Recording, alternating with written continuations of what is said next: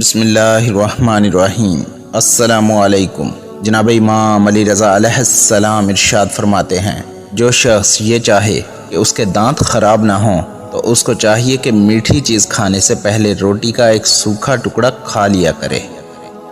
جناب امیر علیہ السلام کی خدمت میں ایک شخص آیا اور عرض کرنے لگا، یا علی ابن ابی طالب علیہ السلام، میرے پاؤں جلتے ہیں، جسم باری ہو جاتا ہے، ایسا لگتا ہے جیسے نظر اور حسد کے اثرات مجھ پہ ہیں، کسی نے کچھ کروایا ہے اور صحت بھی آج کل بہتر نہیں رہتی، میں کیا کروں؟ تو جناب امیر علیہ السلام نے ارشاد فرمایا، اے بندہ خدا، یاد رکھنا اللہ پاک نے انسانوں کے لیے ہزاروں نعمتیں زمین پر رکھی ہیں، ان میں ایک نعمت درخت ہیں، تو تم روز عصر اور مغرب کے بیچ میں کسی درخت کے سائے میں بیٹھ کے یا شافی ہو یا رحمان ہو یا کریم کا ورد کرو، اللہ پاک کے فضل و کرم سے ہر شیطانی اور روحانی اور جسمانی بیماری سے اللہ پاک کی پناہ میں رہو گے، کیونکہ اگر کسی انسان پہ نظر اور حسد کے اثرات ہوتے ہیں تو درخت وہ تمام اثرات خود لے لیتا ہے۔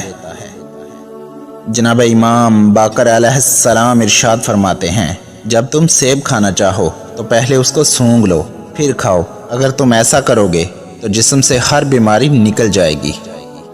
ویڈیو پسند آئی ہو تو پیاری باتیں چینل کو سبسکرائب کر دیجئے۔ شکریہ۔ فی امان اللہ۔